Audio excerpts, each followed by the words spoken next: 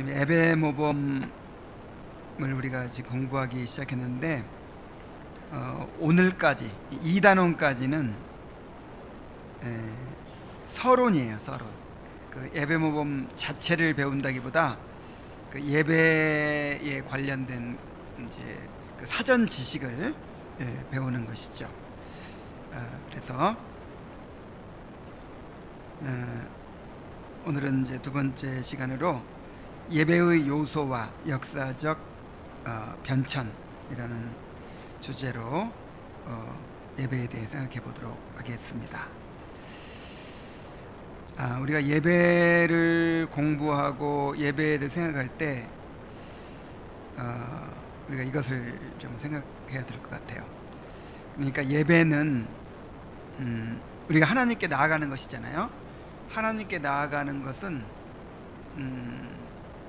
하나님께서 정해주신 방법으로 나아가야 된다고 하는 그런 원리. 그러니까 하나님을 믿고 하나님께 나아가고 하나님을 예배하고 하나님께 영광 돌리고 하나님 모든 것이 사람들이 고안해내고 사람들이 생각해내고 하는 방법으로 이루어질 수 있는 것이 아니고 철저하게 누구의 뜻대로 하나님께서 정해주신 방법대로 정해주신 길대로 그렇게 해야 된다는 원리입니다. 우리가 하나님을 믿는데 그냥 내 식대로 믿어가지고 구원받을 수 있나요? 전혀 안 되죠.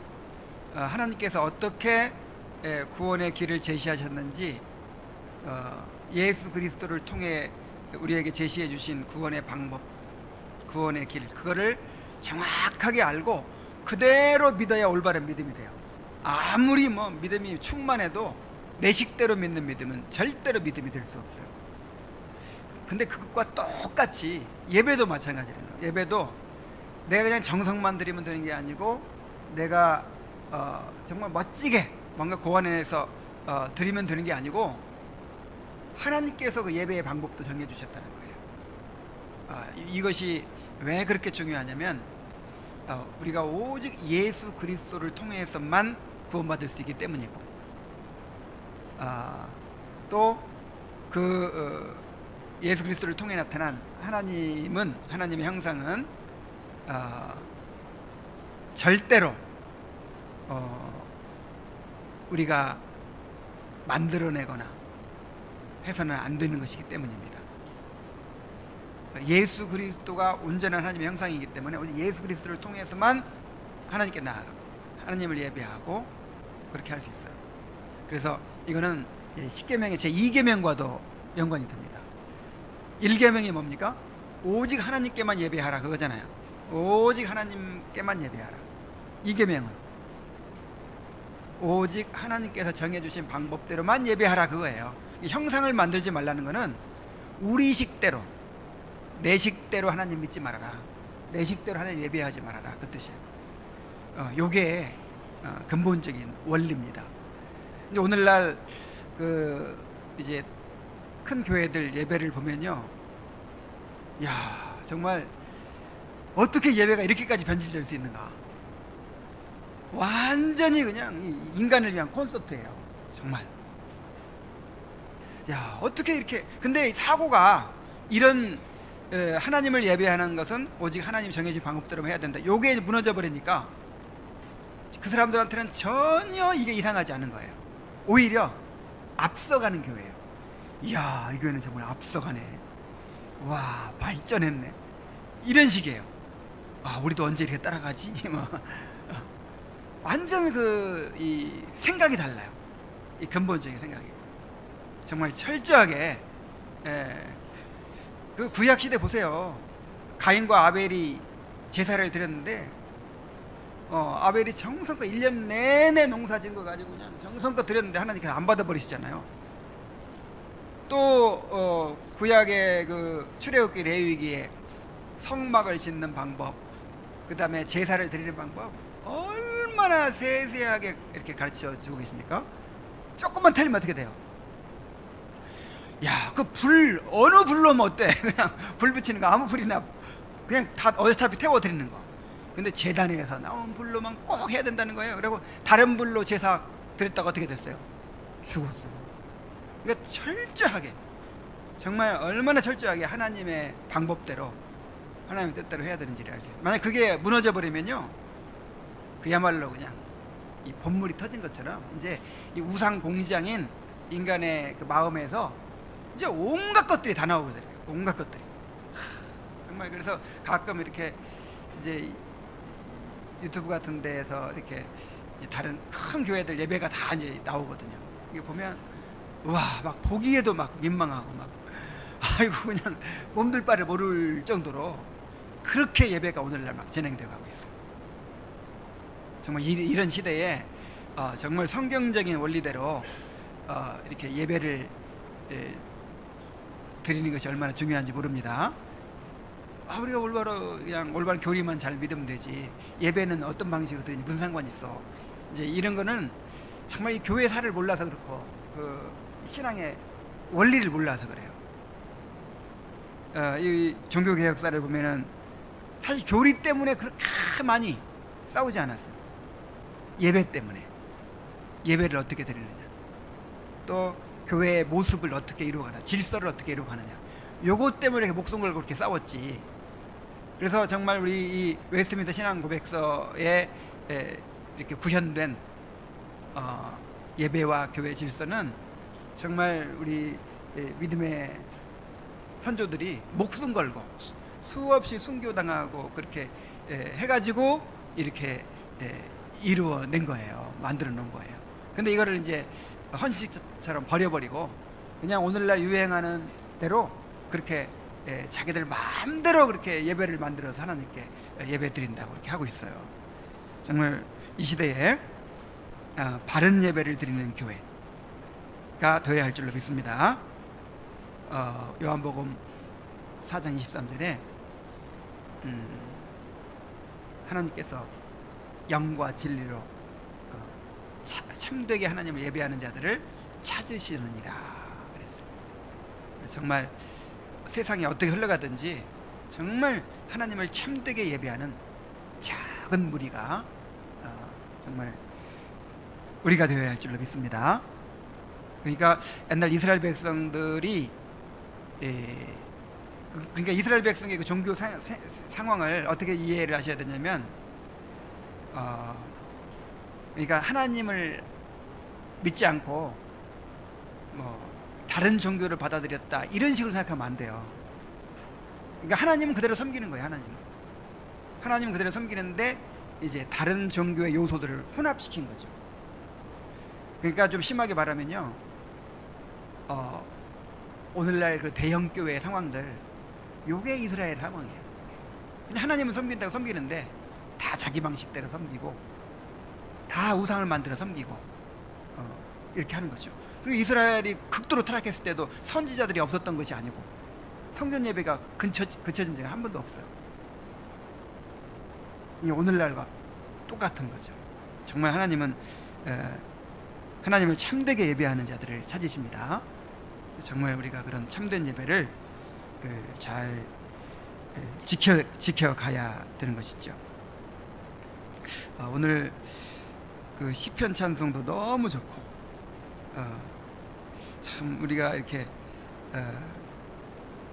또 니케아 신경도 너무 좋더라고. 하나하나가 다 너무 감동이 됐어요. 참 우리에게 이런 하나님을 예배하고 하나님과 만날 수 있는 이런 은혜의 수단들을 우리에게 허락해 주신 것이 얼마나 감사한지 느꼈습니다. 자, 오늘 이제 예배의 요소부터 한번 살펴봅시다. 우리가 읽은 본문 말씀에 모든 것을 질서대로 하고, 자, 품위 있게 하고 질서대로 하라. 그런 원리들. 자, 예배에서 가장 중요한 요소가 무엇일까요? 두 가지를 들고 있죠. 예배는 어떻게 드려야 돼요? 말씀 중심의 예배, 또 성찬 중심의 예배. 말씀과 성찬, 이게 예배의 가장 두 가지 중요한 요소예요. 요한복음 4장 24절에 영과 진리로 예배한다고 했을 때 이제 성령의 인도하심 따라서 그렇게 예배해야 한다는 것이고, 실제로는 말씀이죠. 말씀, 진리가 말씀에 따라서, 말씀 곧 또 그리스도를 가리키고요. 그러니까 말씀 중심 예배는 다른 말로 하면 그리스도 중심 예배예요. 결국 말씀이 누구를 가르치니까? 그리스도를 가르치니까. 그래서 예배의 모든 이제 그 순서들이 다 말씀에 근거하고 있습니다. 예배의 부름, 예배의 부름은 하나님과 인사 나누는 거라 그랬죠. 우리가 하나님께 이제 인사하면 하나님도 우리한테 인사하세요. 우리의 도움은 천지를 지으신 여호와의 이름에 있도다. 그러면 하나님께서 우리에게 복을 주시죠. 그게 다 하나님의 말씀으로 이루어지잖아요. 근데 언약의 10가지 말씀도 그렇고, 사죄의 선언도 그렇고, 성경 낭독, 성경 봉독, 설교, 성찬 제정의 말씀, 또 권징, 강복 선언, 이런 게 다 말씀이에요. 그리고 사실은 찬송과 기도조차 말씀에 근거한 것입니다. 찬송도 우리가 시편 찬송 부르잖아요. 그게 다 말씀이잖아요. 사실은 이게 지금 조금 맹점이 있긴 있어요. 원래 시편 말씀을 그대로 불러야 되거든요. 제대로 된 시편 찬송은요, 그냥 노래나 말씀이나 똑같아야 되는 거예요. 근데 이제 번역하고 곡 붙이고 막 이게 하다 보니까 이렇게 조금 좀 고쳐가지고 그 맛이 좀 덜 나는 게 참 안타까운 일인데, 어쨌든 우리가 말씀을 그대로 부르는 거예요. 하나님께서 우리에게 찬송을 주셨어요. 이렇게 찬송해라. 심지어 찬송을 어떻게 해야 될지도 주셨다니까요. 그래서 우리는 그 말씀 주신 대로 그렇게 찬송을 하는 거예요. 그게 시편 찬송이죠. 그리고 기도도, 기도는 뭐가 기도죠? 하나님께서 우리에게 주신 말씀에 따라서 그것을 구하는 게 기도죠. 그러니까 말씀이 없으면 기도가 있을 수 없는 거예요. 하나님의 말씀이 없이 우리의 그 소원 성취의 수단으로 막 그냥 하나님 앞에 간구, 이게 기도가 아닌 거예요. 하나님께서 이렇게 약속을 주시니까 그 약속에 따라서 하나님께 구하는 거죠. 그러니까 기도도 결국 말씀에 근거한 것입니다. 그래서 예배는 모든 순서가 다 말씀 중심이에요. 말씀 중심. 그리고 또 한 가지 축은 성찬 중심입니다. 그래서 성경에서 떡을 떼며라는 말이 보통 교회 식당에 가면 떡을 떼며 붙어있죠. 근데 그 떡을 뗄 떼며가 아니에요. 성찬을 말하는 거예요. 성찬. 성찬식을 의미하는 거예요. 그래서 초대교회는 매주 성찬을 시행했습니다. 그래서 이제 말씀의 예배가 있고, 그 다음에 이제 성찬의 예배가 있고, 이렇게. 근데 중세에 오면서 말씀은 소홀히 하고 성찬만 시행을 해요. 근데 이제 성찬도 그냥 시행하는 게 아니라 우상화 시켜가지고 그렇게 시행을 했는데, 종교개혁 때 예배에서 말씀과 성찬의 위치를 회복시켰죠.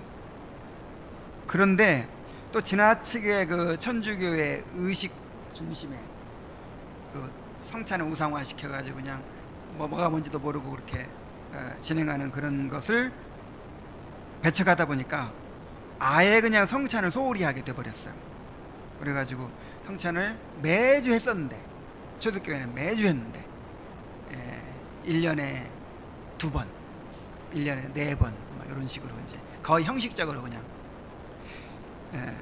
해버리고 말았죠. 그래서 우리가 지금 우리는 한 달에 한 번 하고 있는데, 이제 우리도 정말 할 수 있으면 일주일에 한 번씩 또 하면 좋을 것 같아요. 그리고 실제로 그렇게 하는 교회들도 있습니다.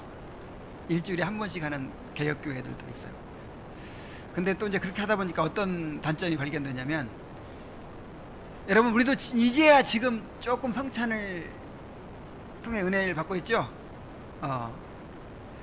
근데 일주일에 한 번씩 하니까 너무 가볍게 여기고 너무 형식화되고 준비도 못하고 막 이렇게 돼버리는 거예요. 그러니까 좀 우리가 감당을 못하는 거예요. 감당을.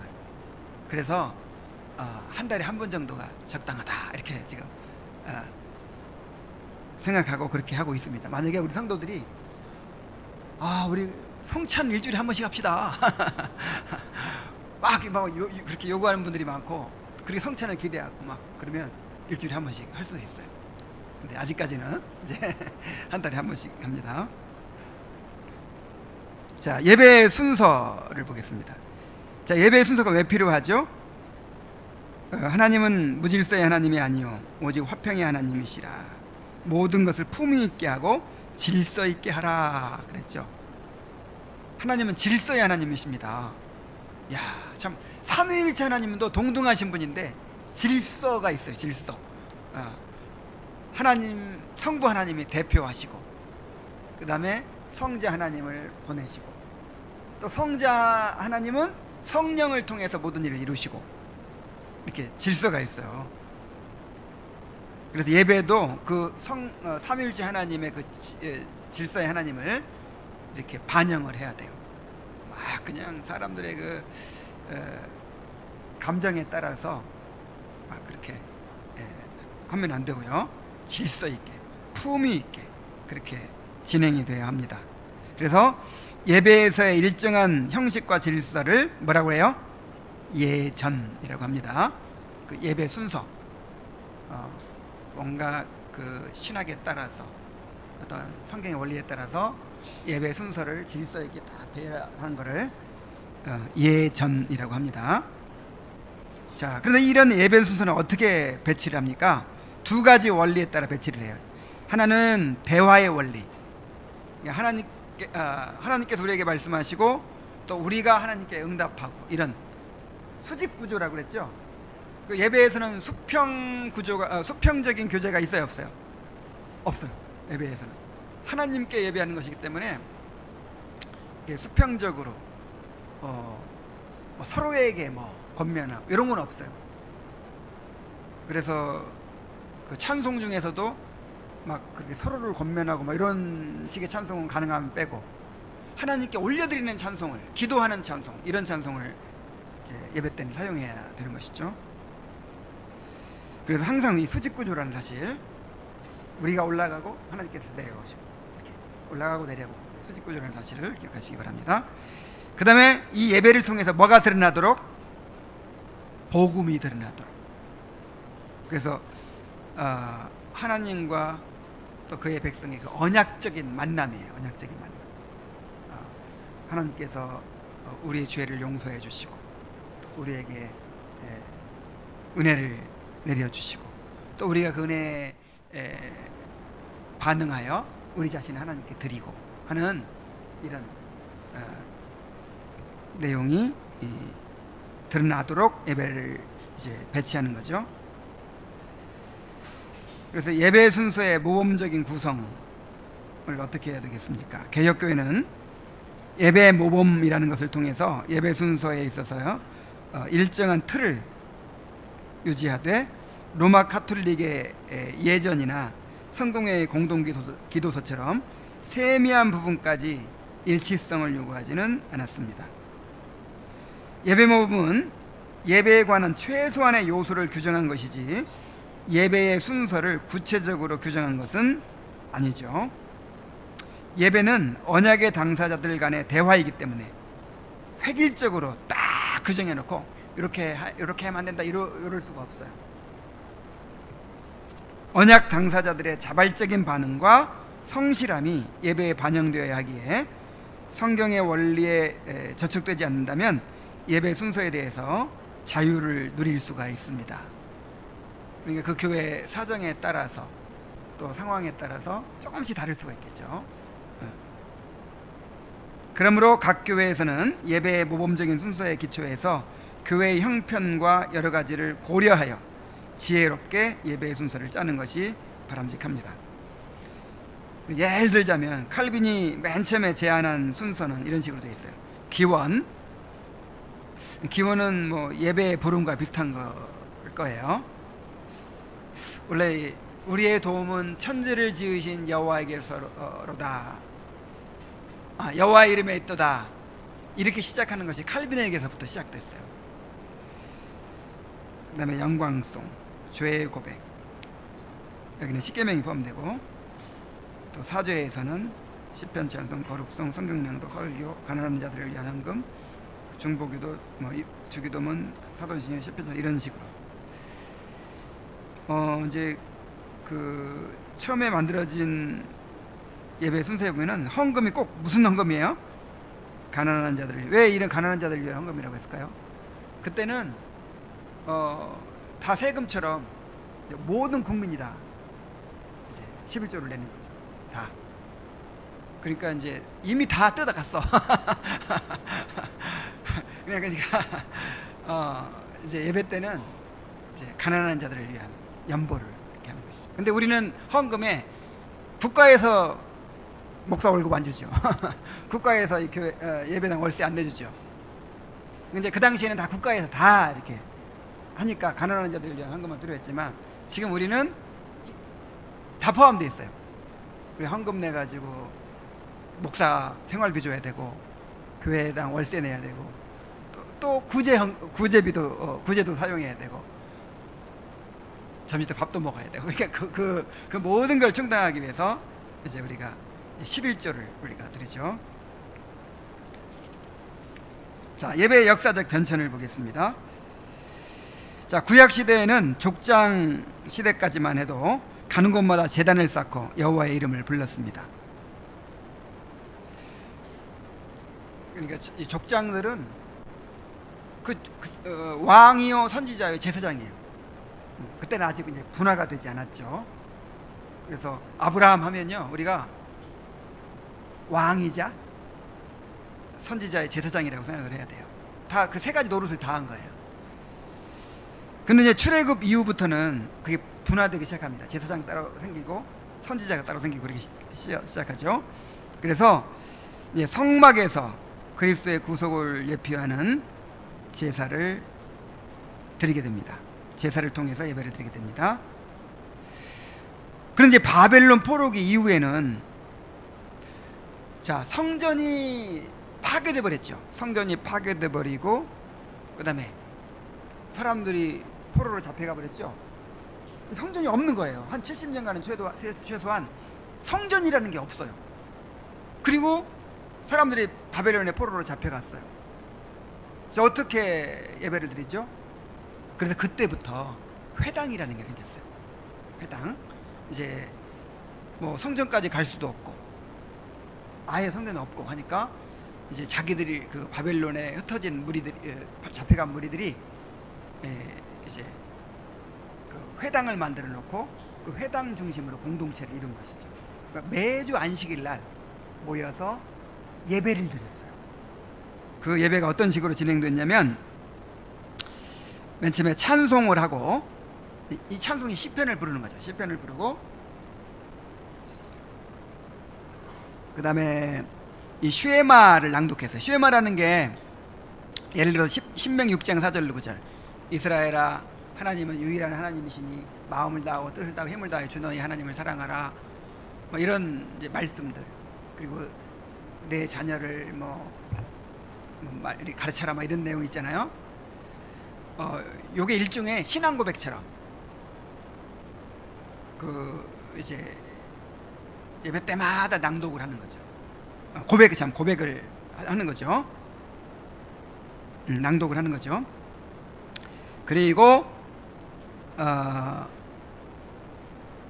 하나님께 대한 이제 기도를 하고요. 그 다음에 율법서와 선지서를 낭독해요. 요게 설교야, 설교. 율법서와 선지서를 이제 히브리어로 낭독하고, 근데 이제 흩어진 사람들은, 그리고 이제 자라난 2세들은 히브리어를 몰라. 히브리어를 모르니까 그 나라 말로 통역을 해줘요. 이렇게 성경을 읽고, 그 다음에 이제 통역을 하고, 그 다음에 거기다 이제 한마디 덧붙이기도 하고, 설명 같은 거를. 요게 설교예요, 요게. 그리고 축도 이런 식으로 진행이 됐습니다. 그래서 예수님 당시에도 그 유대 나라에 곳곳에 회당이 있었어요. 그래서 예수님께서 안식일날 어디에 들어가셨죠? 회당에 들어가시니까 예수님이 랍비로 알고 그 두루마리를 갖다 드리잖아요. 자, 설교하시죠. 이렇게. 그러니까 예수님께서 두루마리를 읽으시고, 자, 이 예언이 누구에게 한 것이냐 물어보시기도 하시고 또 설명도 하시고, 요게 설교인 거예요. 요게.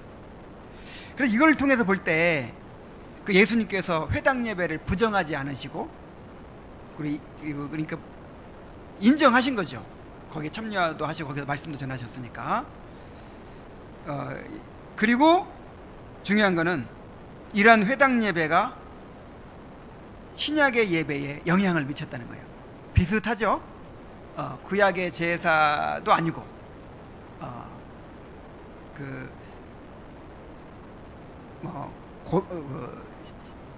찬송도 있고, 그 다음에 설교도 있고, 그 다음에 축도도 있고, 뭐 이런 그런 형식들이 이제 신약 예배에 영향을 미치게 된 거예요. 그래서 우리가 이 교회사라고 하는 것이 그 하나님께서 교회를 어떻게 인도해 오셨는가에 대한 역사잖아요. 그 교회사를 무시하는 사람들이 있어요. 성경이 어떻게 뭐 이렇게. 근데 하나님께서 이 교회의 역사를 주장하시고 또 그 사용하십니다. 회당 예배도 이제 그 오늘날 우리 예배와 비슷합니다. 자, 이제 신약 시대가 됐어요. 자, 신약 시대가 되었을 때 그리스도께서 구속을 이루심으로 제사가 폐지되고 신약의 예배가 시작이 됩니다. 예수님께서 십자가에서 운명을 하시는 그 순간 성전의 휘장이 둘로 갈라졌잖아요. 이제 성전의 역할은 끝났다 하는 것이죠. 그래, 그때부터는 이제 신약의 예배로 예배가 시작됐어요. 주일의 성도의 가정에서 말씀과 성찬 중심으로 예배를 드렸습니다. 사도행전에 나타난 예전은 보면 설교도 있고 기도도 있고 또 성찬도 있고 권징도 있고 찬송도 있고 이런 예배 요소들이 다 나타나죠. 자, 그 다음에 초대교회 때 1세기 말에 그 문서들에 나타난 예전을 보면은 이 두 축으로 되어 있어요. 말씀의 예전, 다락방 예전. 이 말씀의 예전은 말씀 중심의 예배고, 다락방 예전은 성찬 중심의 예배입니다. 성경 낭독이 있고, 시편 찬송이 있고, 기도가 있고, 설교가 있고, 신앙 고백이 있고, 헌금이 있고. 그다음 다락방 예전은 봉헌기도, 감사, 성찬, 도고기도, 주기도문, 찬송, 평화의 입맞춤, 뭐 이런 식으로 진행이 됐어요. 자, 평화의 입맞춤은 악용하는 사람들이 있어서 폐지됐습니다.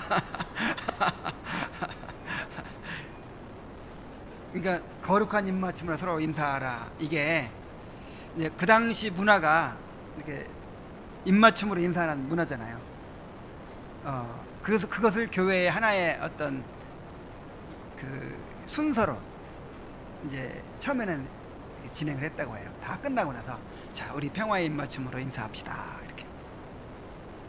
그것이 폐지가 됐습니다. 우리가 회복시킬까요? 우리는 이제 문화가 그런 문화가 아니니까 할 필요가 없죠.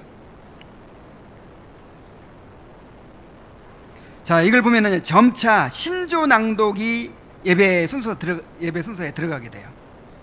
그 이단들이 출연하고 그러면서 이제 참된 신앙을 보존하기 위해서 이 신앙 고백을 자꾸 만들어가기 시작하거든요. 사도신경, 니케아 신경, 아테나우스 신경, 카르타고 신경 계속 만들어가기 때문에 이제 이것이 하나의 예배 때 예전으로 포함되기 시작해요. 그 다음에 이제 점차적으로 가정에서 드리던 예배를 교회당에서 이렇게 드리게 됩니다. 핍박이 그치면서. 자, 이런 식으로 진행되다가 중세에 이르러서, 중세가 언제부터 중세냐면 이 초대교회가 로마에 의해서 극심한 핍박을 받을 때는 순수성을 유지했죠. 근데 이 복음이 로마 전역에 전해지고 심지어 로마 왕궁에까지 전해지고 막 이렇게 되면서 그 콘스탄틴 황제가 이제 그 내전 때 이 기독교를 정치적으로 이용하기 위해서 기독교로 개종을 합니다. 그래가지고 이제 승리했죠. 승리하고 나서 기독교를 공인하고 국교로 만들어버렸어요. 국교로. 그래서 이제 나라에서 기독교를 우대하고 기독교의 이제 이 성직자들, 사역자들을 이제 월급 다 주고 그다음에 이렇게 우대하고 하니까 완전히 교회가 권세를 하고 힘을 얻어서 그때부터 완전히 타락하게 되는 거예요.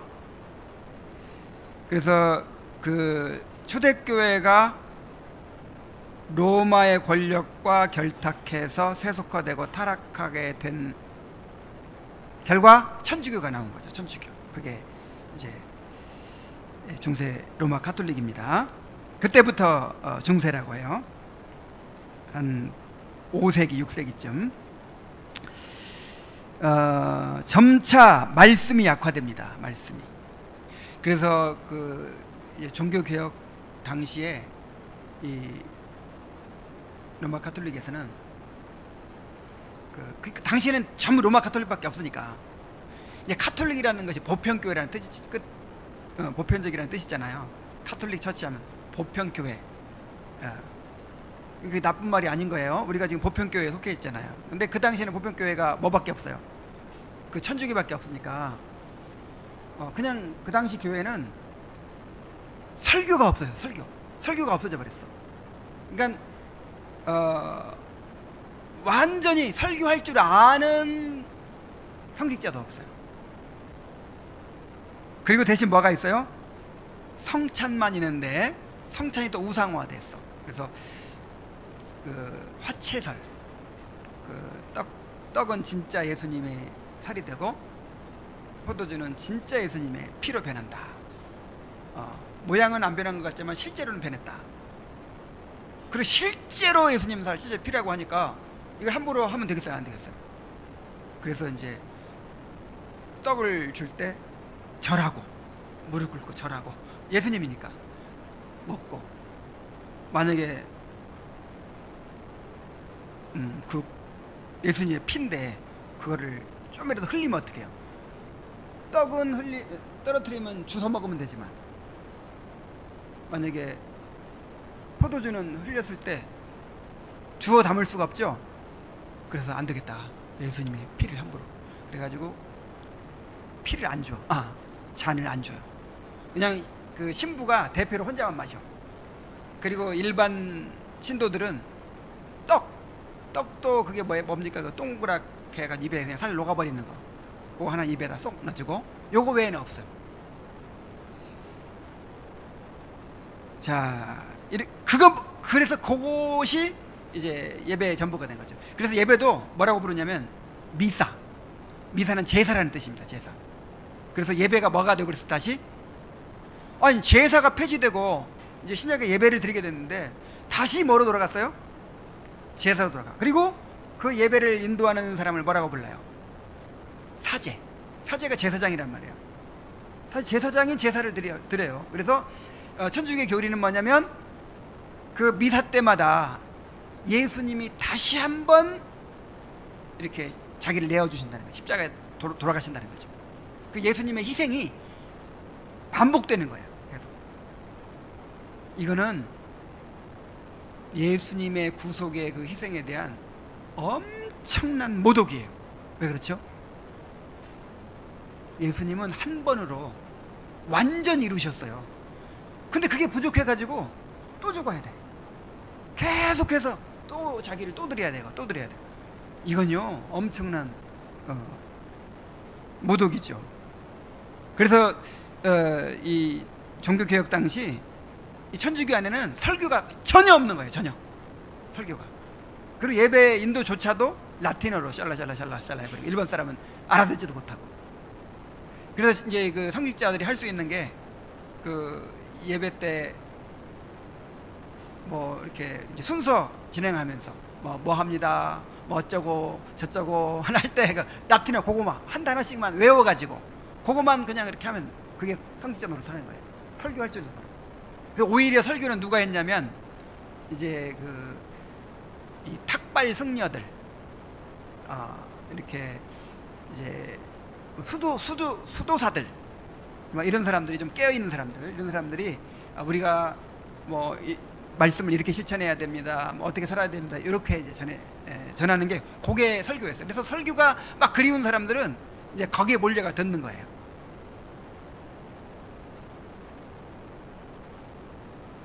그리고 찬송도 성직자로 구성된 찬양대가 독점을 합니다. 일반 성도들은 부르지도 못해. 모든 예전을 라틴어로 진행하고, 그리고 예배는 사제들의 전유물이 되고 회중은 구경꾼으로 전락을 해버렸습니다. 그래서 우리는 모든 성도가 제사장이고 모든 성도가 함께 찬송하고 참여함으로 예배가 성립이 되죠. 근데 천주교에서는요, 신부들만으로 예배가 됩니다. 이렇게 딱 구분되어 있어요. 이제 회중 자리와 또 제단이 따로 있어가지고 한 명도 없어도 그 제단에서 예배를 드리는 거예요, 자기들끼리. 근데 우리는 그런 게 성립이 안 되죠. 목사 혼자 설교만 해가지고 예배가 됩니까? 성도들이 같이 응답을 해야 이게 예배가 되죠. 근데 천주교는 다 구분이 되어 있어요. 예배는 이 성직자들의 전유물이에요. 그리고 성도들은 구경해요, 구경. 근데 오늘날도 이제 그런 의식이 있을 수 있어요. 그러니까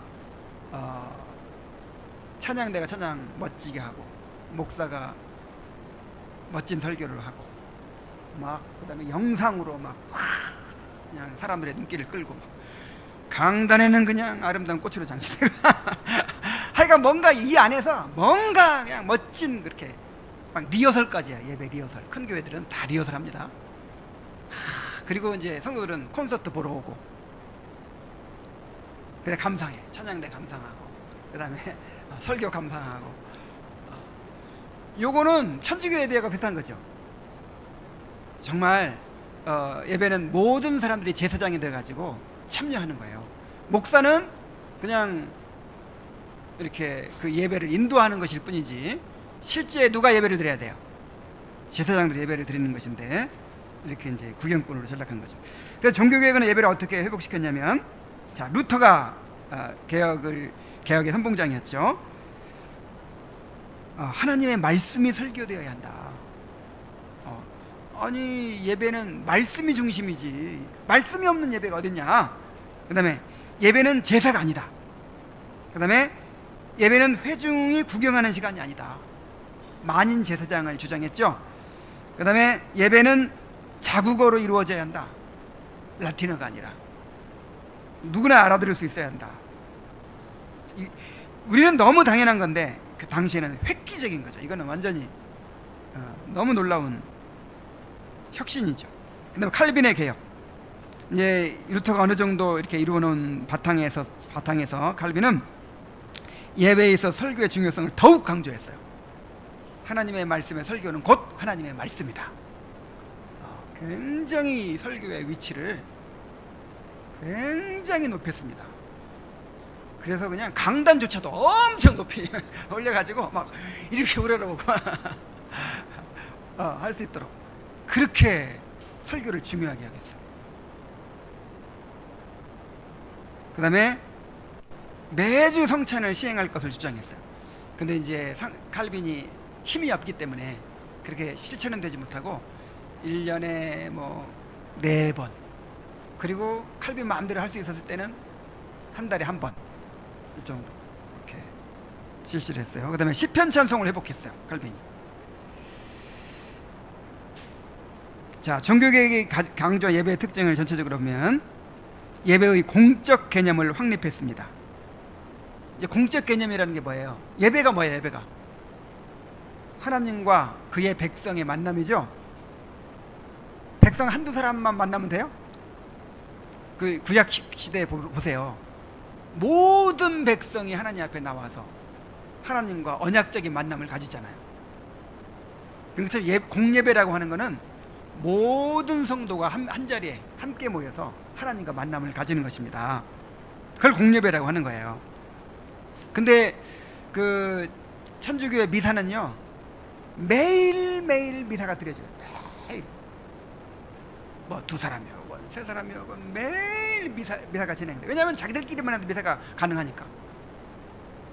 근데 또 이런 식으로 생각을 해가지고 그냥 또 예배를 너무 가볍게 생각하는 사람도 있어요. 개신교회 안에서도.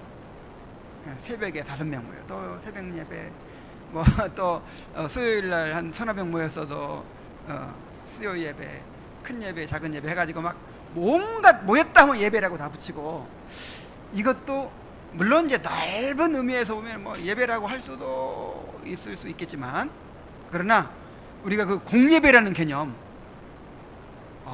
언약의 백성들이 한 자리에 다 모여가지고 하나님과 언약적인 만남을 갖는, 그래서 하나님의 말씀이 선포되고 그 다음에 성례가 시행되고 막 하는 이런 것을 구분하지 못하게 될 수가 있죠. 그래서 가능하면 이 주일 공예배 외에는 예배라는 말을 붙이지 않는 게 좋습니다. 그냥 수요 기도회, 새벽 기도회, 이런 식으로.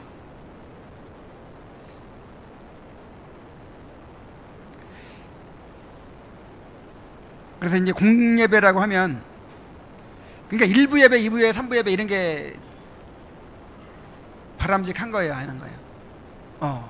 만약에 1부 예배, 2부 예배 막 나눠야 될 것 같으면 교회가 나눠줘야 돼. 분립시켜야 돼. 1부 예배 사람들만 모여가지고 성찬을 받아요? 그럼 그게 성찬이 성립이 될 수 있어요? 성찬은 모든 성도가 한떡에 참여하는 건데 모든 한떡에 참여하지 않잖아요. 그래서 그런 것도 이게 다 천주교식이에요. 그 다음에 회중의 참여 회복, 찬양대를 폐지하고 회중 찬송을 도입했습니다. 또 예배의 간소화, 그냥 복잡한 형태의 예전을 폐지하고 말씀 중심의 예배로 단순화시켰죠. 그 다음에 말씀의 회복, 성경 낭독이나 설교의 순서를 중요하게 중심이 되도록 했습니다. 성찬의 회복, 화채설을 부인하고 또 잔을 회중에게도 주었어요. 여러분은 지금 포도주도 마시고 있죠? 아주 감사하게 생각해야 돼요. 그 다음에 말씀과 성찬의 조화, 은혜의 방편으로서의 이제 말씀과 성찬이죠. 선포되는 말씀, 또 보이는 말씀. 시편 찬송을 도입하고 예배에서 일상어를 사용했습니다. 그리고 이제 예배에 관련된 최종적인 이제 개혁의 완성은 영국에서의 종교 개혁을 통해서 그 웨스트민스터 예배 모음이 작성된 것으로 볼 수 있습니다. 자, 웨스트민스터 총회에서 웨스트민스터 신앙 고백서와 함께 예배 모범은 정치 모범이 작성이 됐죠. 자, 이 모범은 이 규정적 원리에 충실했습니다. 그러니까 성경 말씀에 따라서 예배 요소들을 배치하는 거죠. 당시 웨스트민스터 총회는 독립파는 회중교회를 말하는 거예요. 회중교회. 회중교회는 그러니까 이 장로 제도는 뭐냐면 이 신약교회의 질서를 그대로 따르자는 거거든요.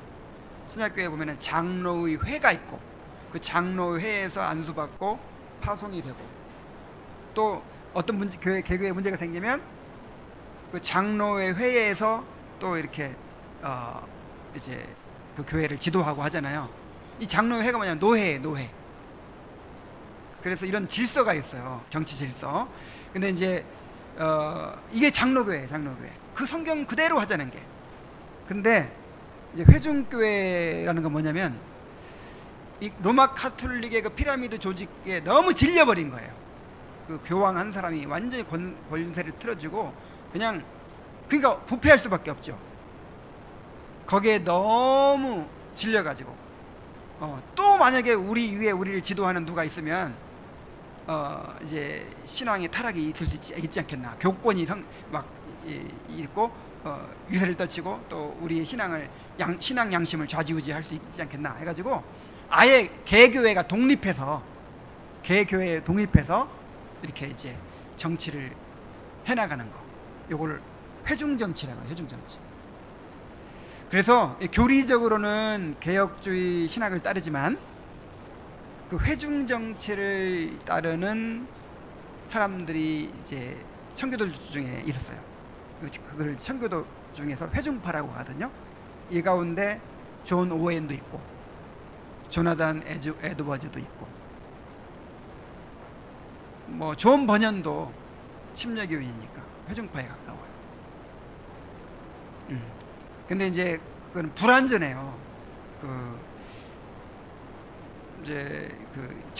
정말 중요한 게 이 교회 정치인데 어떻게 교회 질서를 세우고 주님의 그 다스림을 실현할 것이냐, 이게 중요한 건데 그대로 그 정치까지 따르는 교회가 바로 이 장로회예요. 장로회.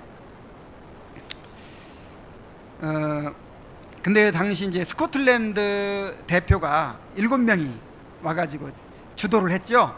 근데 스코틀랜드가 장로교 정치가 완전히 딱 개혁이 된 상태에 있었기 때문에 이제 장로교 정치와 또 예배 요거를 관철시킬 수가 있었어요. 그래서 독립파 에라스투스파는 이 정부가 교회를 지배해야 된다, 이렇게 주장하는 게 이제 에라스투스파예요. 또 장로파 등 다양한 부류의 대표자들은 교리에 대해서는 이견이 거의 없었으나, 교리에 대해서는 거의 이견이 없어요. 그래서 이제 요리문답 작성한다든지 신앙고백 작성하는 데는 그렇게 크게 문제가 없었대요. 근데 교회 정치나 예배 문제에 있어서는 엄청난 토론과 또 투쟁이 있었어요. 그 역사를 보면 우리가 배웠잖아요. 역사를 보면. 그래가지고 이제 그 왕당파와 의회파가 막 내전을 하는데, 의회파가 스코틀랜드에 그 원조를 요청하니까 우리 원조 해줄 테니까 그러면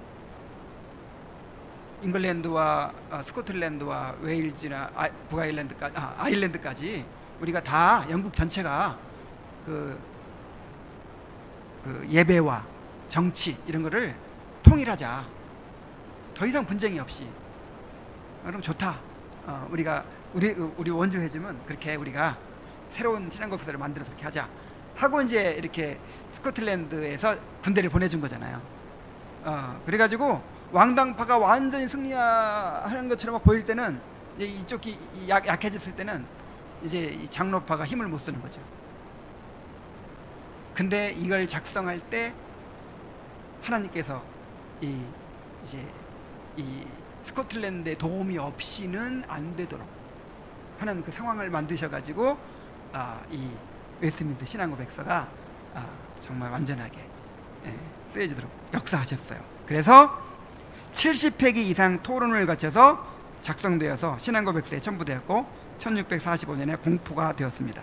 이 예배모범은 선교 초기 장로교 선교사들에 의해서 한국교회에 전해졌고 그 내용의 상당 부분은 현재 대한예수교 장로의 헌법에 수록되어 있는 예배모범의 근본 바탕을 이루고 있습니다.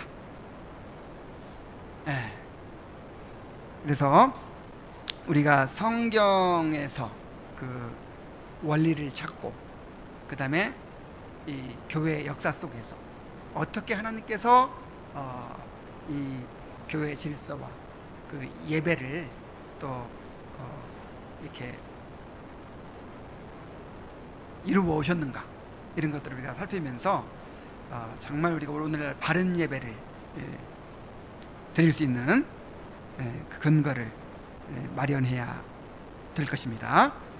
자, 여기까지가 이제 이 예배 모범을 공부하기 위한 서론이었어요. 다음 주부터는 그 예배 모범 본문 자체로 들어가서 이제 살펴보도록 하겠습니다. 자, 기도하겠습니다. 하나님 아버지, 참으로 예배는 우리가 생각해낸 방법대로 우리 보기에 좋은 대로 드리는 것이 아니고 하나님께서 말씀에 제시해 주신 대로 그렇게 드려야 된다는 것을 깨닫게 해주셔서 감사드립니다. 아버지 하나님, 그렇게 예배를 드려야만 하나님께서 받으실 수 있고 또 우리가 하나님의 임재를 누릴 수가 있습니다. 우리가 예배에 대해서 더 잘 알고 영과 진리로 온전한 예배를 드릴 수 있도록 인도하여 주옵소서. 예배 모험을 계속해서 공부해 나갈 때 우리가 더욱 큰 깨달음을 얻고 참 우리의 예배가 더 풍성해질 수 있도록 인도하여 주옵소서. 예수님의 이름으로 기도하옵나이다. 아멘.